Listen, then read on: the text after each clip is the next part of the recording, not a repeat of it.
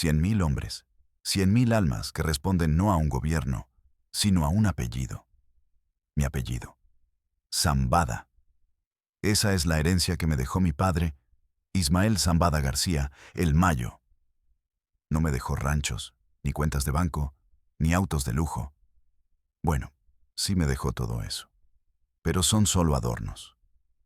La verdadera herencia es un ejército de fantasmas con cuernos de chivo y un imperio construido sobre el polvo blanco que envenena al mundo. Y yo, Ismael Zambada Imperial, el Mayito Flaco, soy el príncipe de este reino de mierda. La gente cree que nací con un AK-47 bañado en oro en una mano y el mundo en la otra. Creen que mi vida ha sido una fiesta interminable de buchonas, bandas y billetes.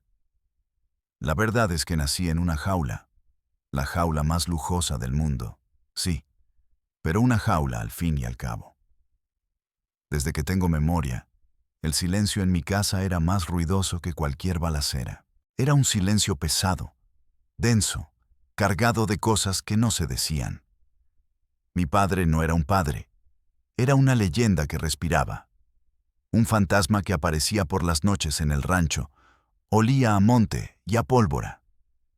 Me acariciaba la cabeza con una mano callosa que había firmado sentencias de muerte horas antes, y luego desaparecía antes del amanecer. Mi madre y mis tías nos enseñaron las reglas sin decirlas. Nunca preguntes a dónde va papá. Nunca preguntes por qué los hombres que cuidan el portón tienen radios que nunca se apagan. Nunca repitas los nombres que escuchas en las conversaciones de los adultos. Aprendimos a leer el aire. Sabíamos que un convoy de camionetas nuevas significaba que el negocio iba bien. Sabíamos que el rostro serio de un lugarteniente significaba problemas en la plaza. Éramos niños, pero no éramos inocentes.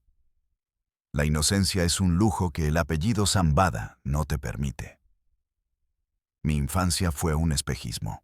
Tenía los mejores caballos, los juguetes que quisiera. Iba a las mejores escuelas bajo nombres falsos. Pero siempre estaba la sombra de la maña. Recuerdo una vez, tendría unos 9 años, le pregunté a mi padre qué hacía. Él estaba limpiando una escuadra con una calma que helaba la sangre. Me miró. Dejó el arma sobre la mesa y me dijo: «Hijo, yo soy un agricultor. Siembro algo que la gente quiere y lo cosecho. Solo que mi cosecha viaja muy lejos». En ese momento, le creí, o quise creerle. Era más fácil pensar en mi papá como un agricultor poderoso que como lo que realmente era. El punto de quiebre, el día que vendí mi alma sin siquiera saber que estaba en venta, llegó cuando tenía 16 años. Ya me sentía hombre. Manejaba una gran Cherokee blindada, aunque no tenía edad para tener licencia. Me sentía intocable, protegido por el aura de mi padre. Una tarde, me escapé del rancho. Quería ir a la ciudad a ver a una muchacha. Era una estupidez, una calentura de adolescente. A medio camino, en una brecha polvorienta, vi 2 camionetas detenidas. Eran de los nuestros. Reconocí a un par de los muchachos que trabajaban para un jefe de seguridad de mi padre. Pensé en saludarlos, en hacerme el importante. Frené a unos 100 metros. Y entonces lo vi. Bajaron a un hombre de la parte de atrás de una de las pick-up. Estaba encapuchado, con las manos atadas a la espalda. No gritaba, no se movía, solo temblaba. Uno de los nuestros, un hombre al que yo conocía como el 14, le quitó la capucha. Vi su cara por un segundo. Era un tipo normal, panzón, con bigote. Parecía un oficinista, un maestro. Tenía los ojos desorbitados por el terror puro. Y entonces el 14 sacó un soplete. No una pistola, un soplete de plomero. El olor a gasolina y luego a carne quemada me llegó hasta donde estaba. El grito que soltó ese hombre no era humano. Era el sonido de un alma rompiéndose en pedazos. Me quedé paralizado. El motor de mi camioneta seguía encendido, el aire acondicionado zumbando, pero yo sentía que me ahogaba. Vi cómo lo torturaban durante lo que parecieron horas, pero seguro fueron minutos. Luego, un solo disparo. Seco. Final. Lo envolvieron en plástico negro.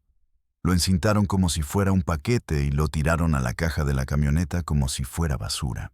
Vi a el 14 limpiarse las manos en sus pantalones vaqueros, sacar un cigarro y prenderlo con una tranquilidad monstruosa. Me vio. Nuestros ojos se cruzaron a través de la distancia. No hubo sorpresa en su mirada, ni miedo, solo un reconocimiento frío.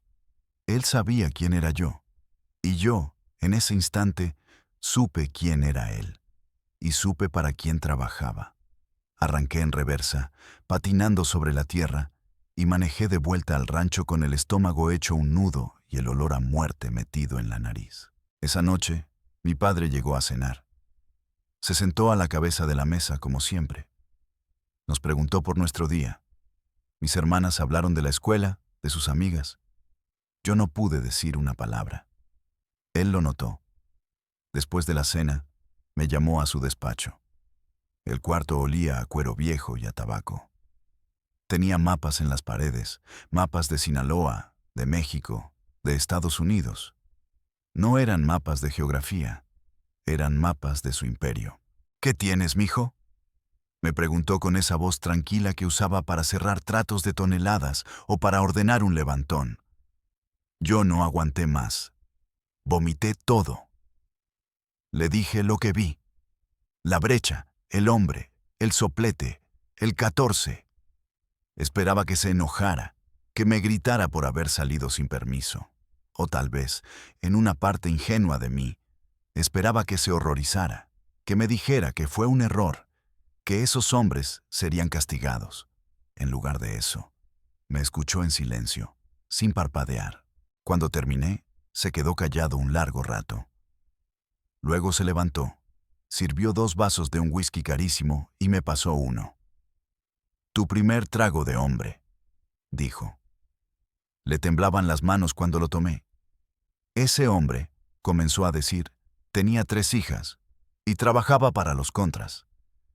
Les dio información que le costó la vida a 7 de nuestros muchachos la semana pasada. 7 familias que ahora no tienen padre. Lo que viste no fue bonito, Ismael. No es algo de lo que uno se sienta orgulloso, pero fue necesario. A veces, para proteger a tu familia, tienes que convertirte en un monstruo. La selva es así. O comes o te comen. Bebió su whisky de un solo trago. Lo que viste hoy, continuó, mirándome directamente a los ojos, es el precio de esta casa, de tus caballos, de la seguridad de tus hermanas. Todo tiene un costo. Hoy aprendiste cuál es el nuestro. Me quedé helado. No había justificación, había una lógica brutal, asesina, pero una lógica al fin. En ese momento entendí. El negocio de mi padre no era sembrar y cosechar, era poder. Y el poder se riega con sangre. Bebí el whisky. Quemó mi garganta, pero no tanto como la imagen del hombre y el soplete quemaba mi mente. Ese sorbo fue mi firma, mi contrato, mi bautizo de sangre sin haber derramado una sola gota. Ese día, el niño Ismael Zambada murió en una brecha polvorienta. Y en su lugar, empezó a nacer el Mayito Flaco, el heredero, el príncipe que había visto la verdadera cara de su reino y, en lugar de huir, se había tomado un trago con el rey. A la mañana siguiente, el sol pegaba diferente. El canto de los gallos en el rancho, que siempre me había parecido pacífico, ahora sonaba a una alarma. El mundo no había cambiado, pero mis ojos sí. Veía a los pistoleros que cuidaban la entrada no como empleados, sino como asesinos a sueldo. Veía las camionetas blindadas no como transporte, sino como tanques de guerra listos para la batalla. El desayuno con mi madre y mis hermanas fue una tortura. Sus conversaciones sobre la escuela y las amigas me sonaban a un idioma extranjero. Yo ya no pertenecía a ese mundo. Después de tragarme a la fuerza unos huevos con machaca, mi padre me mandó llamar otra vez a su despacho. Esta vez no había whisky. Sobre su escritorio de caoba había una máquina para contar billetes, de esas que usan en los bancos. A un lado, 3 maletas deportivas abiertas y repletas de fajos de dólares. «Quiero que los cuentes», dijo, sin más explicación. 2 veces. Si las cuentas no cuadran, empiezas de nuevo. Se fue y me dejó solo con el que sería mi primer socio en el negocio: el dinero. Encendí la máquina. El zumbido se convirtió en la banda sonora de mi nueva vida. Fajo tras fajo, la máquina escupía números que mi cerebro de 16 años apenas podía procesar. 100,000, 200,000, 1,000,000. El olor era abrumador.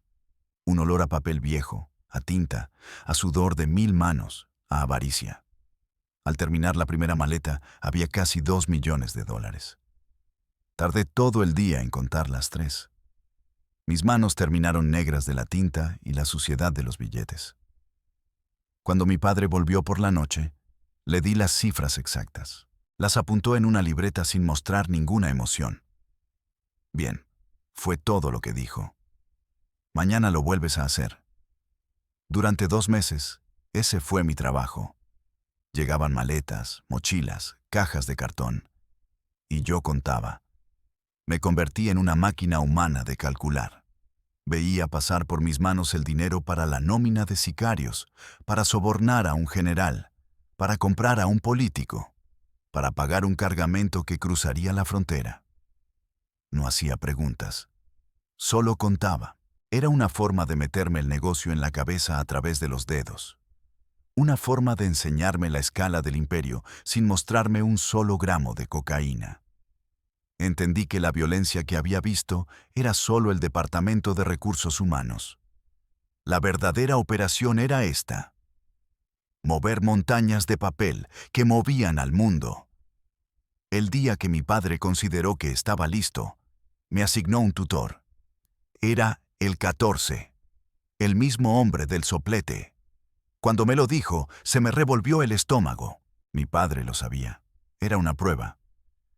«¿Tienes algún problema con él?», me preguntó. Negué con la cabeza. «No, señor», dije, con la voz más firme que pude. «Es un buen elemento», sentenció mi padre, dando por terminada la conversación. Mi primera salida de trabajo con el 14 fue a Culiacán. Íbamos en una Tao negra, sin blindaje. Discretos. Yo iba en el asiento del copiloto, sudando frío. Él manejaba con una mano en el volante, la otra descansando cerca de la pistola que tenía fajada en la cintura. No hablamos en todo el camino. Se detuvo frente a un lote de venta de autos seminuevos. «El dueño nos debe el pago de la seguridad de hace 3 meses», dijo el 14 con su voz rasposa. «Bájate, vas a cobrar tú». Se me secó la boca. ¿Yo? ¿Qué le digo? Él me miró con sus ojos de serpiente. «Tú eres el hijo del patrón. Él sabe a qué vienes. Solo pide lo que nos debe. Con respeto. Si no te lo da, volvemos aquí dentro». Señaló la guantera. La abrí. Dentro había una pistola corta, una Glock 9 mm. Esa es por si el respeto no funciona. Sentí el peso del arma en mis manos. Estaba fría, pesada. Era real. Entré al local. Un tipo gordo y bigotón con una camisa de seda sudada me sonrió desde su escritorio. «¿En qué te puedo ayudar, jovencito?». Se le borró la sonrisa cuando me presenté.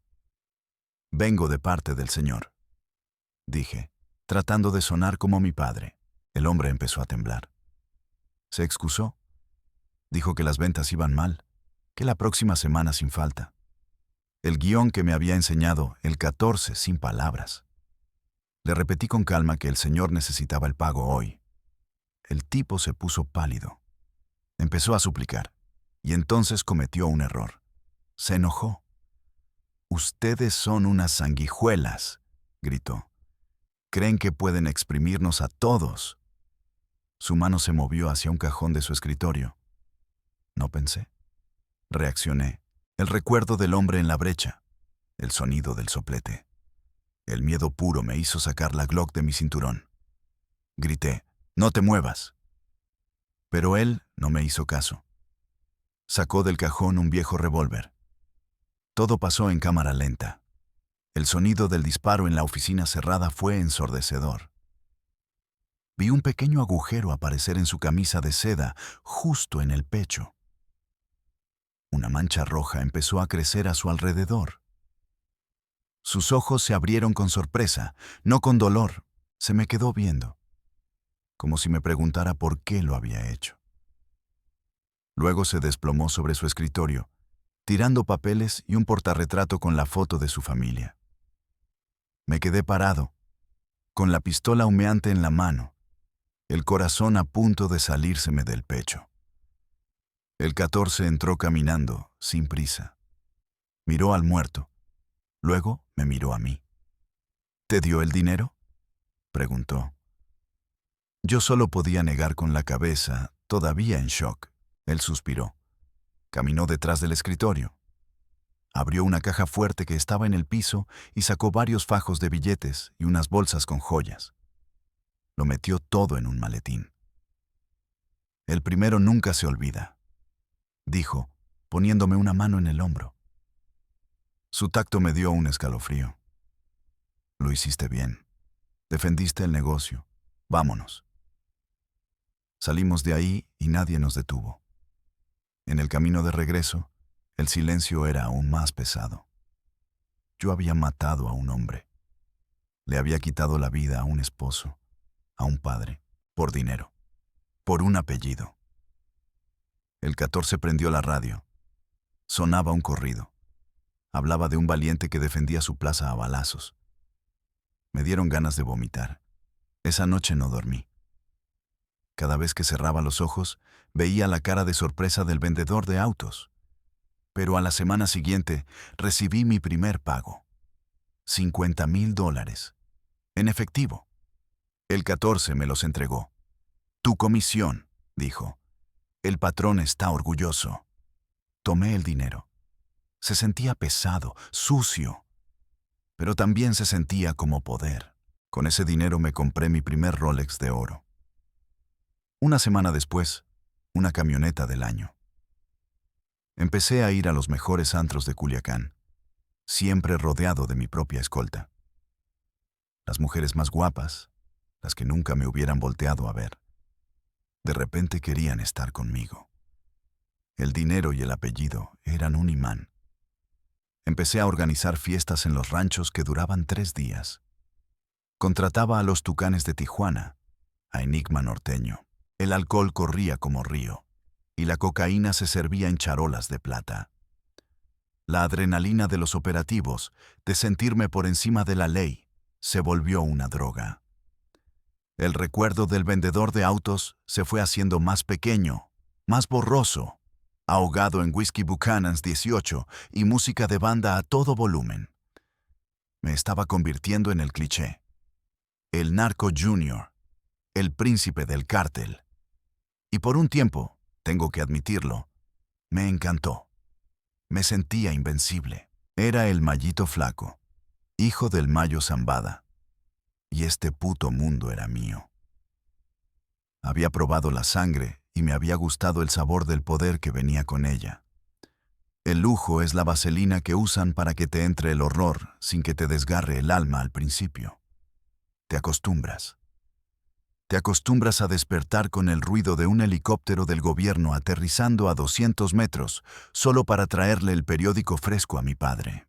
Te acostumbras a comer en una mesa donde a tu derecha está sentado un gobernador y a tu izquierda un sicario que ayer disolvió a 2 personas en ácido. Te normalizas. Esa es la palabra más peligrosa del negocio. Normalizas la violencia. Recuerdo una fiesta en el rancho de mi compadre Dámaso, el licenciado. Era el bautizo de uno de sus hijos. Estaba medio México ahí. No el México de los noticieros, sino el México que de verdad manda. Políticos, militares de alto rango, empresarios que en la revista Forbes salían como visionarios. Estaba cantando Julián Álvarez en el escenario, rodeado de tipos con cuerno de chivo con incrustaciones de diamantes. Yo estaba en una mesa con mis primos, los hijos del Chapo, Iván y Alfredito. Estábamos bebiendo coñac y pisteando coca como si fuera azúcar glass. Todo era risas y abrazos. En medio de la fiesta, se llevaron a uno de los meseros. Lo agarraron entre 4 gorilas y lo metieron a una bodega. Nadie dijo nada. La música siguió sonando. Julián ni siquiera parpadeó. 1 hora después, uno de los hombres de Dámaso se acercó a nuestra mesa. «Patrón», le dijo al licenciado. El vato era oreja. Estaba grabando con el celular. Dámaso ni siquiera se inmutó. Estaba ocupado sirviéndose más carne asada. ¿Y?, preguntó con la boca llena. «Ya está hablando», contestó el sicario. «Pero no quiere decir para quién jala». Mi compadre masticó lentamente. Se limpió la boca con una servilleta y dijo: «Tráiganme las pinzas de la troca, las de pelar cable, y díganle al Julián que se arranque con El Malo de Culiacán». Y la fiesta siguió. Comimos, bebimos, cantamos. A lo lejos se escuchaban gritos ahogados. A nadie le importó. Era solo ruido de fondo. Un problema de mantenimiento en la maquinaria del cártel. Ese mesero nunca volvió a salir de la bodega. Probablemente terminó enterrado en algún lugar del Triángulo Dorado. Y su familia seguro todavía lo está buscando, poniendo carteles con su foto. Esa era nuestra realidad. La muerte era un trámite burocrático. ¿Alguien te estorbaba? Lo quitabas. Un policía no quería cooperar. Lo alineabas. Una vez tuvimos que darle un susto a un periodista de la capital que andaba haciendo muchas preguntas. No queríamos matarlo. Eso hubiera sido mucho escándalo. Mi padre era de la escuela de la discreción, así que lo levantamos. Lo subimos a una camioneta en pleno día, en la Ciudad de México. Imagínate los huevos. Lo tuvimos paseando por la Sierra de Durango 1 semana. No le tocamos un pelo. Solo lo sentamos a platicar. Le pusimos videos de lo que les pasaba a los soplones. Le mostramos fotos de su esposa saliendo del supermercado, de sus hijos jugando en el parque. No dijimos una palabra. Solo le mostrábamos las imágenes. El tipo lloraba, temblaba, se orinaba encima. A la semana lo dejamos tirado en la carretera a Toluca, en calzones, con un celular nuevo. «Llámale a tu familia», le dijimos, «y busca un nuevo trabajo. Dejar dinero o algo es más sano». Nunca más volvió a escribir una sola palabra sobre el cártel de Sinaloa. El miedo es más efectivo que las balas. Las balas matan a un hombre, el miedo controla a 1000, y nosotros éramos maestros del miedo. Pero no todo era terror. También había un glamour podrido que te seducía. Fui a fiestas privadas en yates en Cancún con futbolistas famosos que celebraban sus goles, dedicándomelos con señas que solo nosotros entendíamos. Pagué millones para que artistas de Hollywood vinieran a mis fiestas de cumpleaños. Se tomaban fotos conmigo. Aspiraban de mis líneas de coca en mesas de cristal y al día siguiente se iban con una maleta llena de dólares y el secreto bien guardado. Creían que estaban en una película de Scorsese, pero no entendían que los extras en nuestras películas a menudo terminaban muertos de verdad. La corrupción era el aceite que mantenía todo funcionando. Una vez, un cargamento importante, casi 2 toneladas de cocaína, fue detenido en un retén militar en Sonora. El pánico fue total. Esa mercancía valía más de $50 millones, puesta en Los Ángeles. Cualquier otro cártel hubiera empezado una guerra. Hubieran llovido granadas sobre ese retén. Mi padre no. Mi padre levantó un teléfono. Hizo una sola llamada. No sé a quién llamó, si al secretario de la Defensa o al mismo presidente. Solo sé que dijo: «General, mis muchachos se equivocaron de ruta. Llevan abarrotes para una comunidad y se metieron a su retén. Le agradecería si los deja seguir su camino. Se lo compenso». Colgó. Media hora después, el convoy militar que había detenido nuestro camión lo estaba escoltando hasta la frontera con Arizona, como si fueran sus guardias de honor. Ese día aprendí que el verdadero poder no está en el cuerno de chivo, está en la agenda telefónica. El dinero compra soldados, tanques, jueces y políticos. Compra un país entero si tienes suficiente. Pero esa vida te cobra una factura muy alta. Empiezas a ver fantasmas en todos lados. No puedes confiar en nadie. La mujer que duerme contigo, ¿te quiere a ti o al apellido? El amigo que te abraza, ¿es leal o te va a vender por una mejor oferta? Vives en una paranoia constante. Revisas tu auto cada mañana buscando una bomba. No comes en un restaurante sin que tu gente pruebe la comida primero. Tus hijos no pueden ir a un parque público. Viven, como yo viví, en una jaula de oro. Recuerdo un día particularmente jodido. Habíamos tenido una guerra interna con la gente de los Beltrán Leiva. La cosa se puso personal. Una tarde, mientras comía en un restaurante de mariscos en Mazatlán, llegó uno de mis hombres, pálido como el papel. Me pasó un celular. Era una foto. Era la cabeza de mi primo, el Javi, clavada en la reja de un panteón, y abajo, una cartulina con un mensaje para mi padre. Sentí el hielo recorrer mi espalda. No era un enemigo sin rostro. Era Javi. Con él aprendí a montar a caballo. Jugábamos fútbol de niños. Y ahora su cabeza era un trofeo para nuestros enemigos. Esa noche no hubo fiesta. No hubo música. Solo hubo un silencio sepulcral en el rancho. Vi a mi padre caminar de un lado a otro en su despacho. No gritó. No maldijo. Solo vi en sus ojos una frialdad asesina que nunca antes había presenciado. A la mañana siguiente dio la orden. Quiero a toda la familia, hasta el último compadre de ellos. No dejen ni la semilla. La venganza fue bíblica. Durante un mes, Culiacán fue un infierno. Cuerpos encintados, colgados en puentes, decapitados. Familias enteras masacradas. No distinguimos entre sicarios y civiles. Si tenían el apellido Beltrán Leiva, estaban muertos. Y yo estuve ahí. Dirigí una de las células. Vi cosas que harían vomitar a un demonio. Y lo peor de todo es que, en medio de esa carnicería, sentí una satisfacción helada. Estaba vengando a mi primo. Estaba defendiendo mi apellido. Estaba siendo un buen hijo. Me había convertido en el monstruo que mi padre me dijo que tenía que ser para proteger a la familia.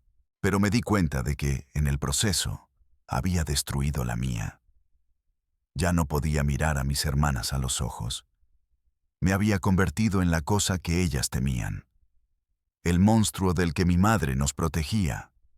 Y ese día, en medio del olor a pólvora y sangre, por primera vez en mi vida, me pregunté si todo esto valía la pena. La venganza te vacía. Crees que te va a llenar, que te va a dar paz, pero solo te deja un hueco más grande. Después de la masacre contra los Beltrán, el silencio en el cártel era el de un cementerio. Ganamos, sí. Aseguramos la plaza, pero a un costo brutal. El aire se sentía espeso, cargado de muerte. Ya nadie confiaba en nadie. Los viejos pactos se rompieron. Las sonrisas en las reuniones ya no eran de amistad. Eran muecas de tiburones calculando si te podían morder. Mi padre, el Mayo, siempre fue un maestro del equilibrio. Sabía mover sus piezas, hacer alianzas, ceder un poco para ganar mucho. Pero la captura del Chapo lo cambió todo. Joaquín era más que un socio, era su compadre, el padrino de algunos de nosotros. Su caída dejó un vacío de poder inmenso. Y como siempre pasa en la naturaleza, los depredadores salieron a cazar. Los hijos del Chapo, mis primos, querían tomar el control total. Crecieron con la idea de que el cártel les pertenecía por derecho divino. Eran arrogantes, impulsivos. No tenían la paciencia ni la astucia de sus padres. Querían todo y lo querían ya. Yo me quedé en medio. Por sangre, era un Zambada. Por lealtad a mi padre, debía mantener la estructura que él había construido durante décadas. Pero los chapitos me veían como un obstáculo. Un príncipe débil de un rey viejo que se negaba a morir. La paranoia se convirtió en mi sombra. Empecé a ver traidores en todas partes, cambiaba de celular 3 veces al día, dormía en casas de seguridad diferentes cada noche. Mi escolta personal ya no era de 10 hombres, era de 30. Camionetas artilladas, con ametralladoras Barrett calibre 50 montadas en el techo. Parecíamos un pequeño ejército. Dejamos de ser traficantes discretos para convertirnos en un objetivo militar andante. Y ese fue el principio del fin. El error fatal no fue una balacera. No fue un cargamento perdido. Fue una mujer. Siempre es una mujer, ¿verdad? Se llamaba Brenda. La conocí en una carrera de caballos en el rancho de un amigo. Era hermosa. De esas mujeres que parecen esculpidas por los dioses. Pero no era la típica buchona.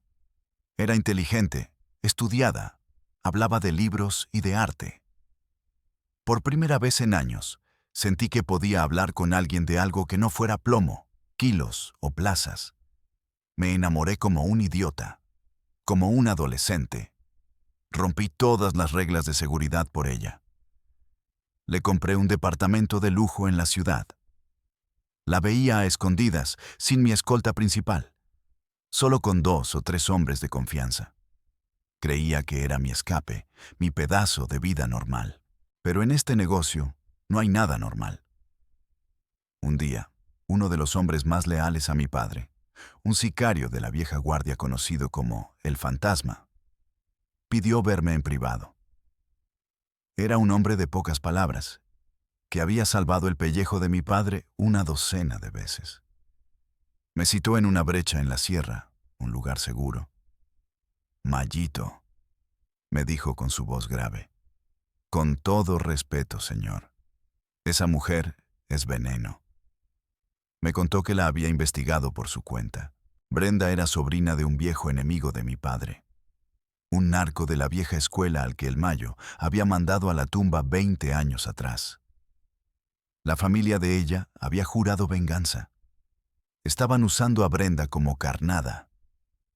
El plan era simple: ganarse mi confianza, averiguar mis movimientos, mis casas de seguridad, y ponerme en bandeja de plata a los enemigos o al gobierno. No quise creerle. Me cegué. Le grité a El Fantasma. Lo acusé de celoso, de querer meterse en mi vida. Él solo me miró con tristeza. Cuídese mucho, patrón. A veces el corazón es el peor enemigo. Fue la última vez que lo vi.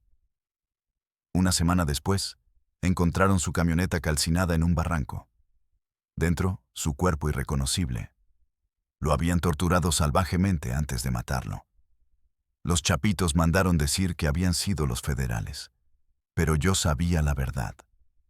Lo mataron por leal, por advertirme. La muerte del Fantasma me rompió. Era la prueba de que la traición estaba dentro de mi círculo más cercano. Y la carnada era Brenda. Esa misma noche, fui a verla. La confronté. Al principio lo negó todo. Lloró. Me dijo que me amaba.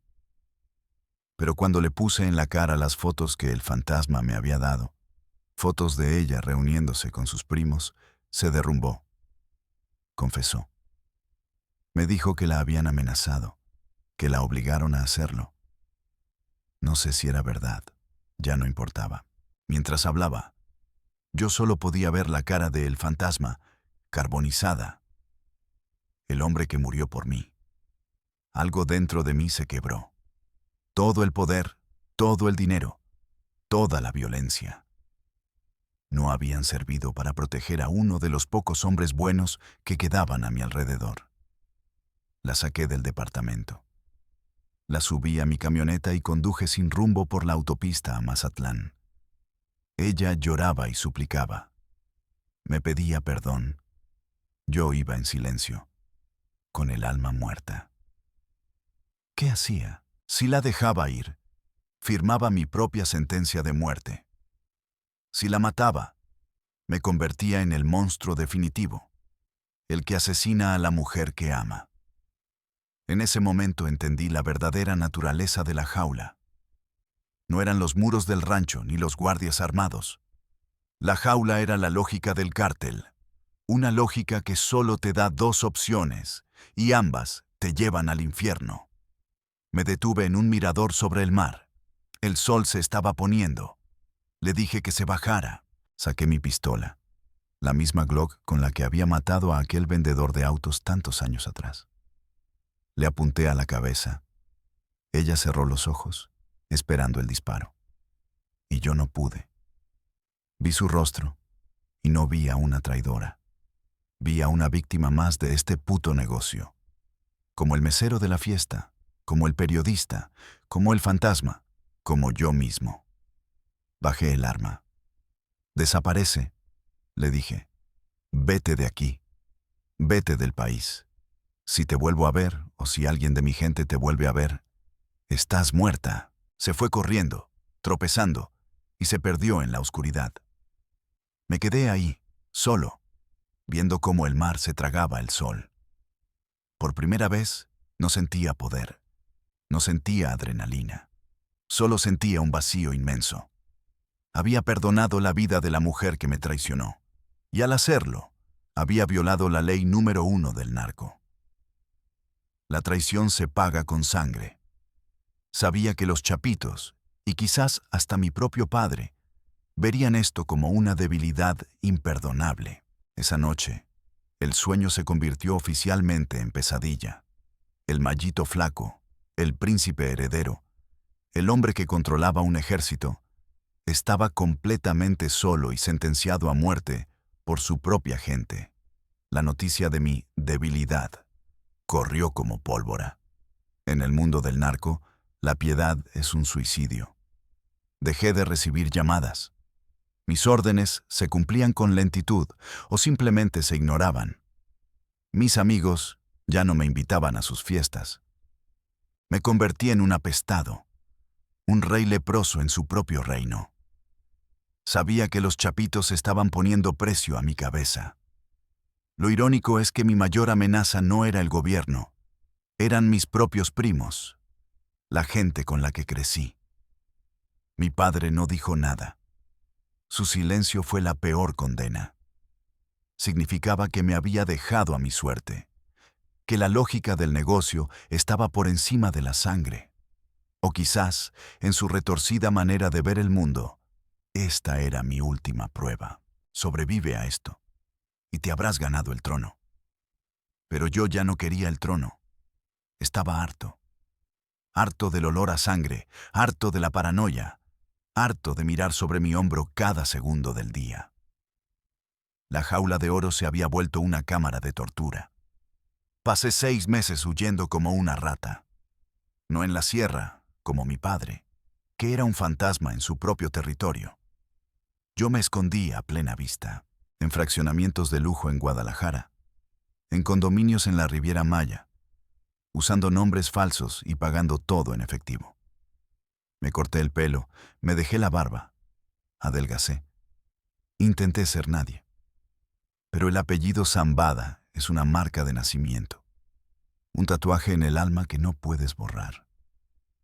El final llegó de la forma más estúpida y mundana. No fue en un tiroteo épico con la Marina.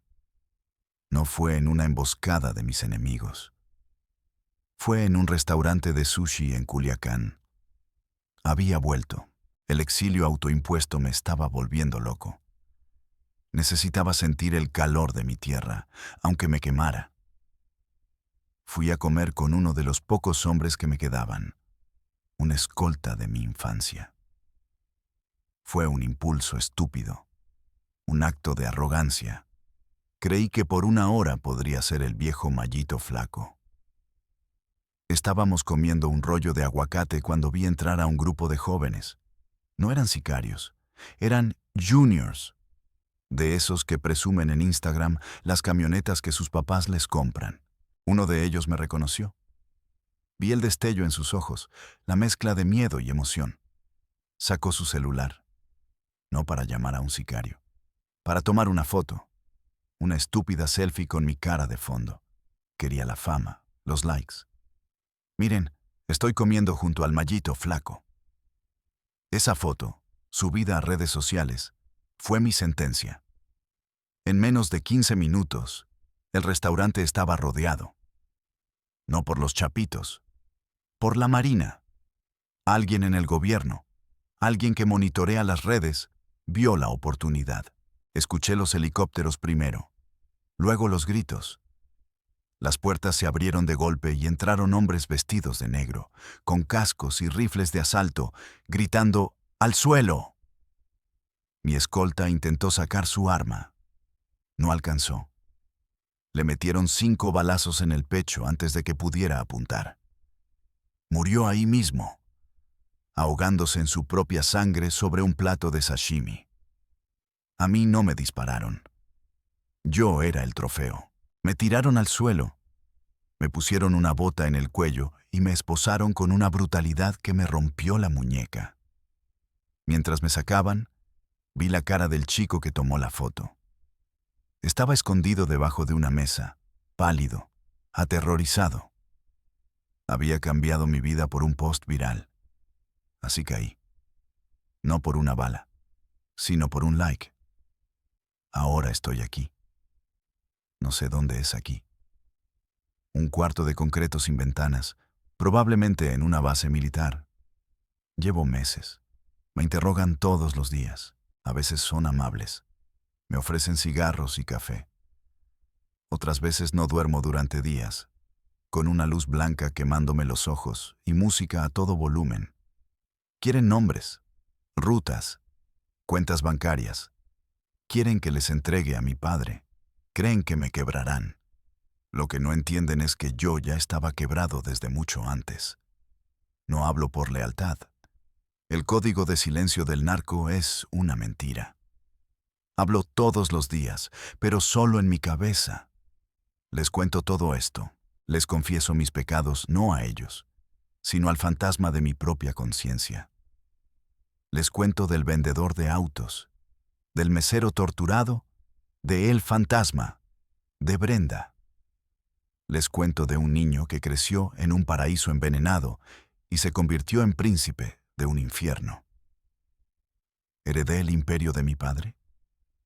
Sí. Los 100.000 hombres, las toneladas de droga, los miles de millones de dólares. Todo es mío, en teoría. Pero es una herencia maldita, un trono hecho de huesos sobre un río de sangre. Y la verdad, la única verdad que me queda en este cuarto de mierda, es que no la quiero. Nunca la quise. Me sedujo el poder, me cegó el lujo, me acostumbré al horror. Pero en el fondo, siempre supe que estaba caminando hacia mi propia tumba. Así que a ti, que estás viendo esto, que escuchas los corridos y crees que esta vida es de valientes, de lujos, de mujeres, déjame decirte algo. Todo es mentira. Detrás de cada Rolex hay un muerto. Detrás de cada camioneta blindada hay una familia destrozada. Detrás de cada kilo de cocaína que te metes en la nariz, hay una historia como la mía. Una historia de un alma vendida. Yo soy Ismael Zambada Imperial, el Mallito Flaco, el hijo del Mayo. Y esta no es una historia de poder, es una advertencia. Aléjate de esta mierda, porque una vez que entras, la única salida es un hoyo en la tierra o un cuarto como este. donde lo único que te queda es contarle tu historia a las paredes, esperando que un día alguien, en algún lugar, la escuche y aprenda.